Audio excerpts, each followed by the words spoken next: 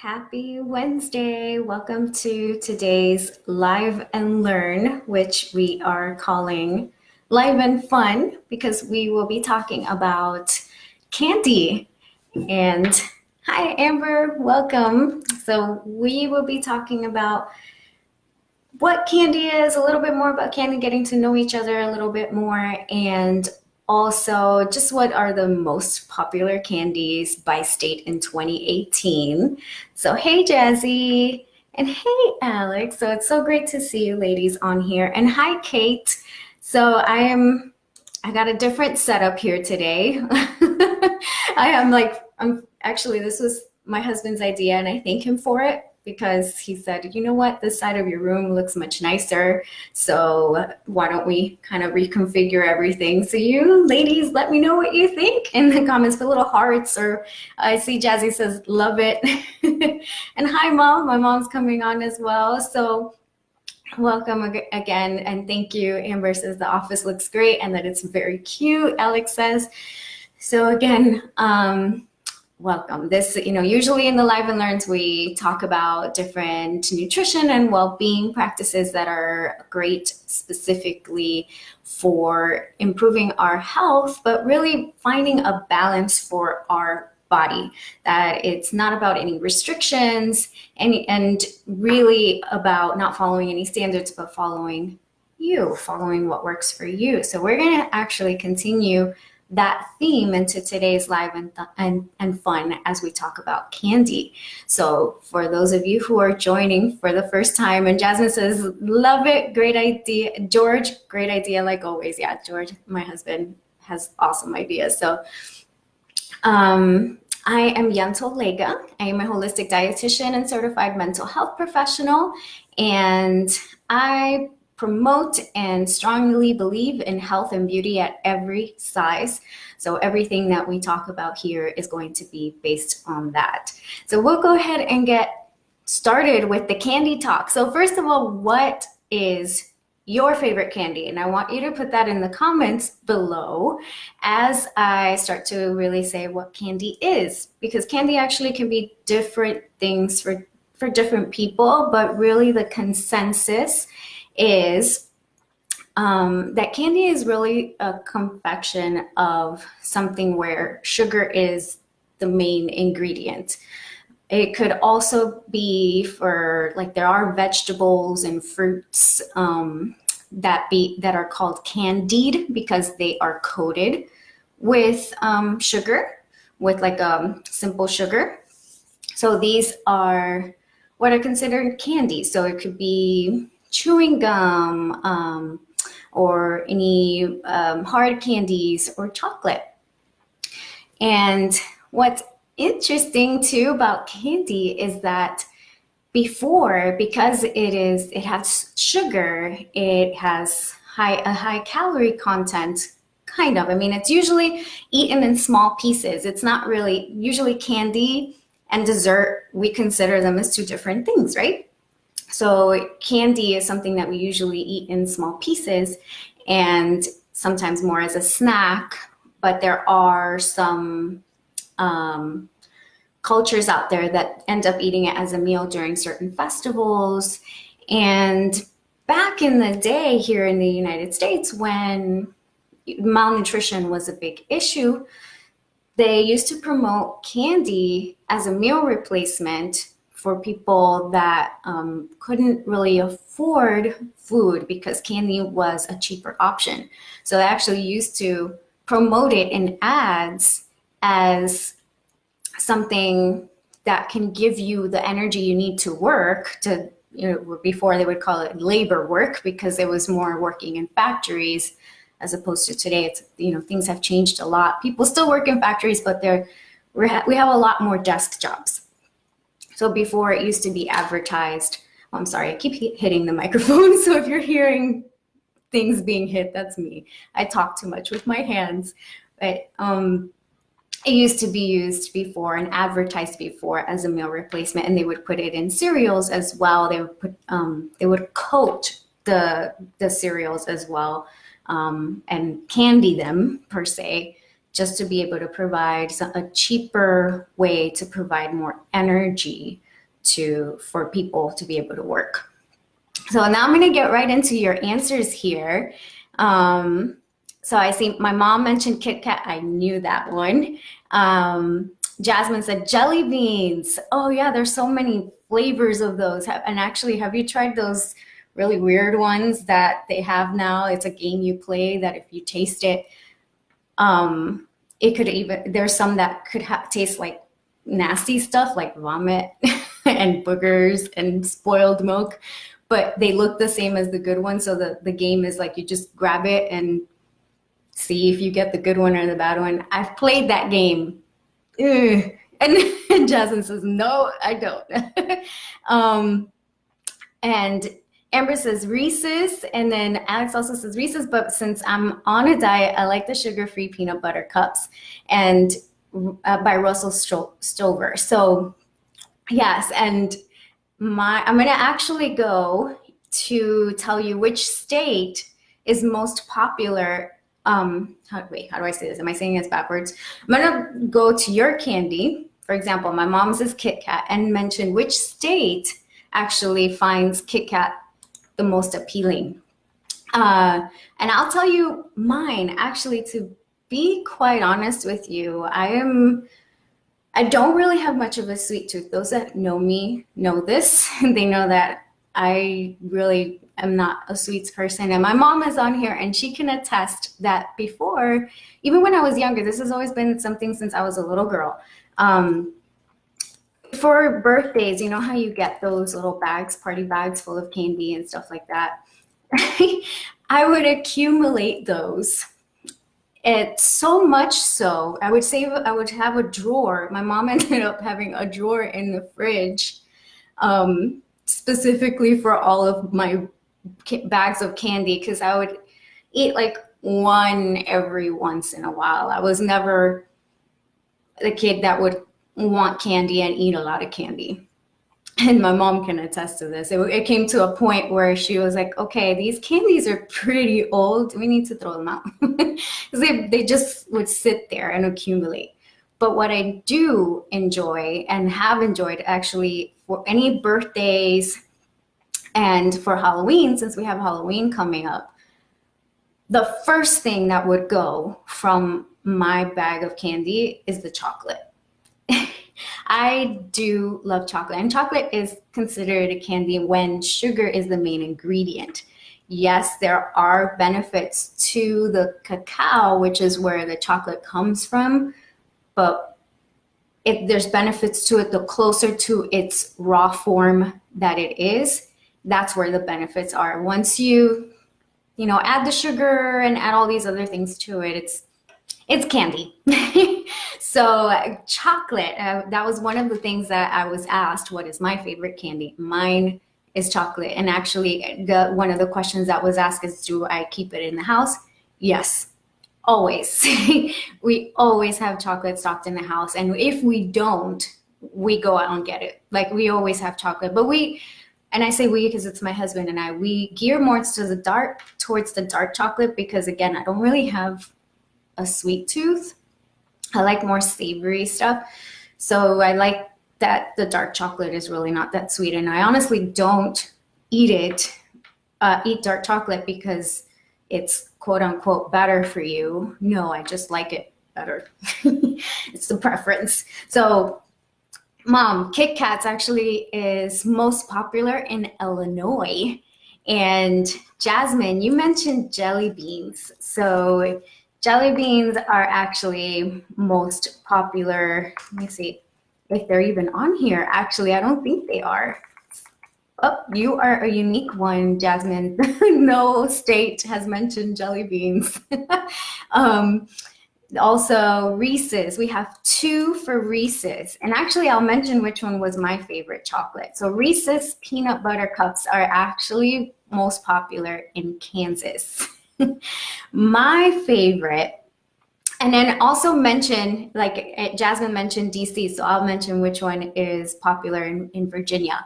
I'll mention what my favorite chocolate was growing up when I was a kid, and tell me where you're from, what state you're from. And I'll tell you what the most popular candy is for your state. So my favorite candy was Twix, but Twix was one that you wouldn't really see a lot in, um, like when you would go out trick or treating. So the one that I devoured from my Halloween candy bags was Snickers, which interestingly enough, Snickers is actually the most popular candy in Florida. Very suiting. That's where I'm from, born and raised. So it's the most popular candy in Florida. So let's see what the most popular candy is in Virginia. Hot tamales. Ooh, I don't know if any of you guys like those. I personally don't. Those are like, I mean, Jasmine, I guess they're similar to jelly beans, but they're spicy. So I don't know if you like those, Jasmine. Let me know what you think of that. We have Massachusetts. So yeah, my mom said no. Does know that you don't like it, or I have Massachusetts. The most popular candy in Massachusetts is Sour Patch, and actually, I know Kate, you were mentioning earlier that you like sweet, like the sour candies. Is a Sour Patch one of them? And I have my friend Christy says, I tune in and the first thing I hear is chocolate, my favorite. Which one is your favorite, Christy? Tell me, let me know what's your favorite chocolate. We got another Reese's Cups favorite is April. So Reese's Cups favorite as well. It's popular in Kansas. And I got another fan for chocolate. Let us know if you like chocolate. Is there a specific chocolate that you like? And as we are discussing this too, I'm going to go over the other questions that I got. Am I killing my kids with sugar? This is from Kate, and do I care? And yeah, you shouldn't care. Really, the truth about sugar, let's discuss this, because another thing that Kate also asked is, or kind of it was more of a rhetorical question. She says, if I cut out sugar from my diet, will my quality of life decrease? And she said, I can answer yes. Here's the truth about sugar. First of all, how I was mentioning earlier, before, sugar was advertised as something that would give you energy, because back in the day, malnutrition was a concern. So they would advertise things like candies as a meal replacement. Nowadays, we get the complete opposite. Sugar is like the devil, according to what you hear all the time out there. And the other concern with that is that you're hearing it also from a lot of health professionals. A lot of health professionals out there are saying that sugar is the problem, that sugar is the cause and the root cause of most diseases, and that we need to stay away from sugar. There's also, what's popular in Alabama? I'll tell you what's popular in Alabama. But sugar, as I continue to talk about sugar, the other thing that we hear about it is that it's addicting, and that we hear also not just about that it's addicting, but that there have been studies that have said that it can be just as addicting as cocaine, or even more so. Here's the truth about, first of all, is sugar addicting? No, it isn't. Because the reality is, we don't get physiologically addicted to sugar. We're not sitting down on the couch with a bowl of sugar and a spoon. When we're craving sugar, or if we're truly addicted to sugar, that would suffice. You would need to have like packets of sugar, or a bowl of sugar, or drink a cup of just plain sugar if you were truly addicted to it. When you think about sugar, and when you think about the things, because I hear this phrase used a lot, I'm addicted to sugar. When you say those things, really, what do you think of? Do you really, really think of sugar, like a cup of sugar? most of the time, no. You know, you think about certain foods. You know, for some people, it's donuts. For some people, it's cookies. For some people, it's cakes. Candies is another one. And it is not, it is how we mentioned before. It's not that you're physiologically addicted to it. So you end up putting such a high reward value to these types of foods that makes you want it more. So how I said before, if I tell you not to think of a pink elephant, it's the first thing that comes to your mind. It's the same thing with these foods that we have associated to being bad foods, because we're hearing it from health professionals out there. We're hearing it from the media that you got to go on a sugar detox. You got to get rid of sugar. I mean, again, sugar is demonized. Sugar is the devil. And it's because we're hearing this message over and over and over again, we end up putting a very high reward value to these foods, which makes us feel like we have no control over them because of that deprivation. And what's interesting is when we are looking at the one study that had showed that the receptors of, they did it on a rat actually, that the receptors that are turned on when you take a drug like cocaine come on when you eat sugar. That study was based on the rats being deprived of sugar. So it was based on a deprivation, and it doesn't mean that the rat became physiologically addicted to the sugar. What it means is that it gave them that like high, you know, of that satisfaction of having something that they had been so deprived of. So these, so sorry for the pause. I was getting a phone call.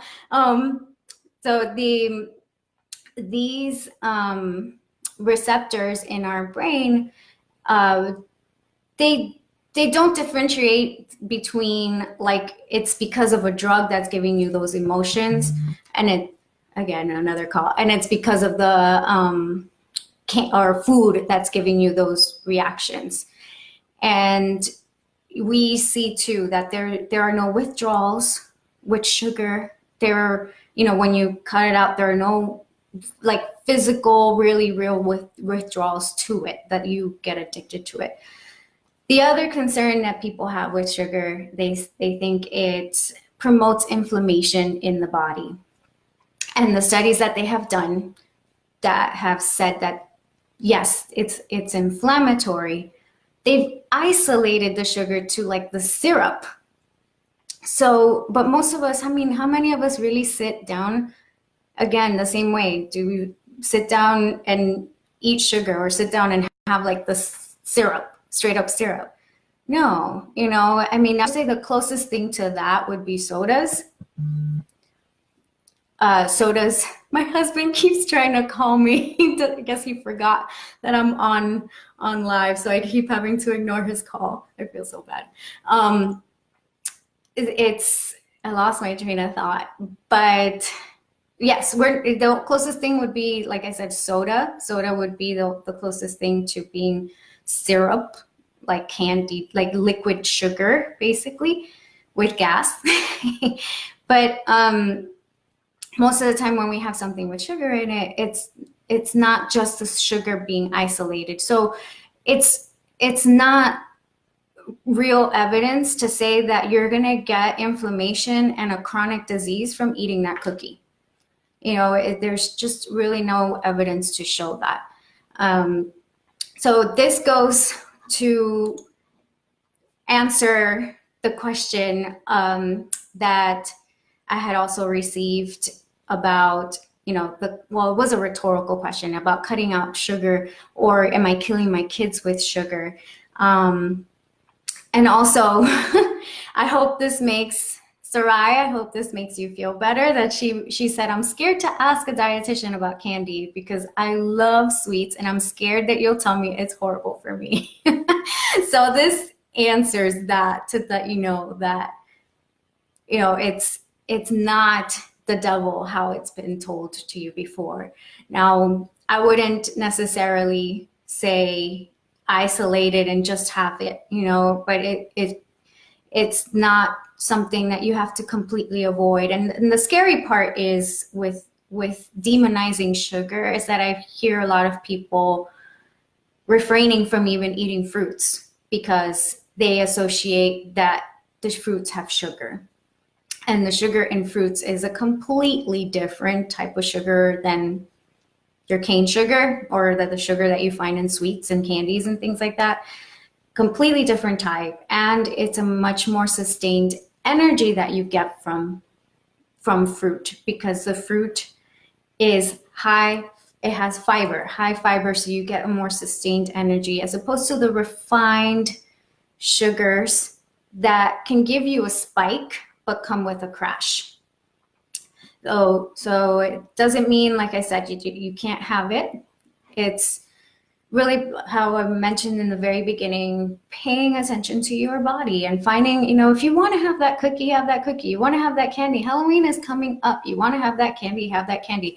And if you're one of those people that feels, well, if I feel like I'm going to have like 5, 6, 7, 10 candies that day, one day of eating candy is not going to completely ruin you. Now, yes, we do have to keep in mind if you do have certain conditions where having that much sugar at once is not going to be healthy for your body.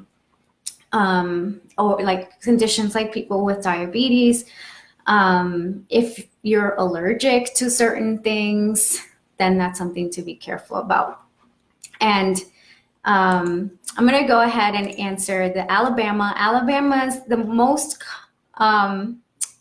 this one's pretty cool. The most popular candy in Alabama is candy corn, which is actually what I thought would be the most popular candy in most states, because it's like the candy of Halloween. Personally, I never liked it, but it's everywhere. It's the candy that is like, you see candy corn, you think Halloween. I'll answer the last question here. So, is there healthy candy? Really, even though back in the day, back in the day in the US, candy was used as a meal replacement to give you energy because of the calories that it has. They are considered empty calories, meaning that they don't provide any nutritional value. So we know that candy was not meant to be nutritious, just delicious. And even though there are companies that have tried to use things like fruit juices, for example, instead of sugar, again, here's the demonizing of the sugar, but either way, there are companies that use fruit juices instead of sugar, or fruit juices instead of food coloring to give their candies different colors, and just the sweetness that most people enjoy from a candy. It doesn't really make it healthier because you're having such a small amount of it, and how I mentioned before, when you're eating the fruit, you're getting the fiber. When you're extracting just the juice, you're not getting the fiber from it, so it stays a simple sugar when it's just the juice. So it's that refined sugar that gives you that initial energy, and then the crash later. It's not a sustained energy.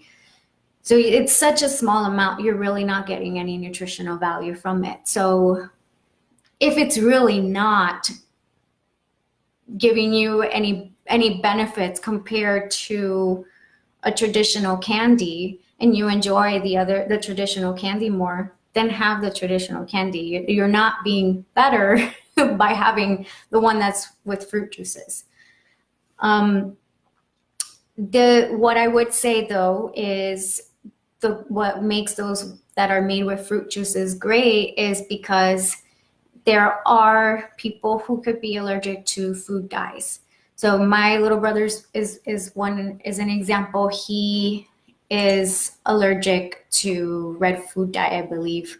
So we don't it's best for him to get if he likes gummy bears and sour candy, so it's best that he gets the ones that are made with the fruit juices. So if you have allergies to anything like that, then that's when the other ones that are made with fruit juices would be a better option, but they're not necessarily like the most healthy. They're not Candy's not meant to be healthy, it's just meant to be enjoyed.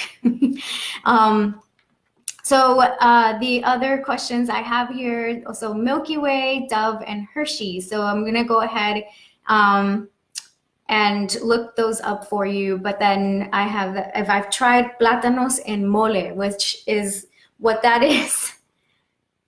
Oh, I hope I didn't lose you. Uh-oh. Okay. Oh my gosh, it's trying to get me to reload. Okay. So plátanos en mole is green plantains. It's plantains with chocolate. And I've tried it. It's not my favorite. Mole is not my favorite. So sorry. I like chocolate, but I don't like mole too much. The other question is, are fruits bad for diabetics? No, because fruit has fiber. So again, it doesn't give you that rise of spike in your sugar like a refined sugar does. It's a more sustained energy. Yes, there is a certain amount, and it's very different with each person. There's a certain amount that is usually best to keep it to, so that your sugars don't go up too much, because too much at once can cause that sugar to go up. But fruit itself is not bad for diabetics. It's not bad for anybody unless you're allergic or have any other reasons why you can't have it. So the Milky Ways, and actually, you know what? My computer is about to shut down for some reason, and I wanted to, okay, there we go. No, it's not letting me. So I'm so sorry. I'll look up the Milky Way one for you if you like, and send that to you later. I know it's already been almost 30 minutes here that we've been chatting and talking. So I have to unfortunately close this because my computer's going to shut down. So I will be on here answering any other questions and comments that you left on here about candy and sweets. Next week, I will not be on here. Next week is Halloween on Wednesday, so I do want to be mindful and respectful of the families that will be out there and enjoying the holiday as a family. And I will be back actually the first week of November. So I will be posting that I'll post the schedule as usual on Facebook to let you know what are the topics that are coming up, but actually leave in the comments if there are certain topics that have come to your mind that you'd like to know more about. Even though I have a list of different things that I've gotten comments from all of you, I will interrupt any scheduled plans like this one, for example. This one was a suggestion and I went ahead and put it together for you guys. Wanted to let you know, just from the bottom of my heart, it means so much that you come on here and tune in. That support really means a lot. Honestly, I look forward to doing these live streams. I was so exhausted today, and I really was looking forward to having this chat with all of you. And it's really you, because of you. You guys have really made this enjoyable. I get to engage with you, get to know you, and this is really the reason why I wanted to start doing these. I was very nervous to do these, really and truly being real with you, very nervous, and I would be a nervous wreck before each and every live stream. And now I just feel like I'm with a group of friends, because I am. So thank you for that. Thank you so much for that support. And I just want to continue to support you back. So let me know if there's any topics that you'd like to know more about that we can discuss. And I will be back here again on the first week of November. It'll be a Wednesday at 8 p.m. Eastern. Thank you guys. Have a safe, enjoyable Halloween. Please, please, please be safe out there and have a great rest of your night. And remember that silence the standards because you are more. Bye, guys.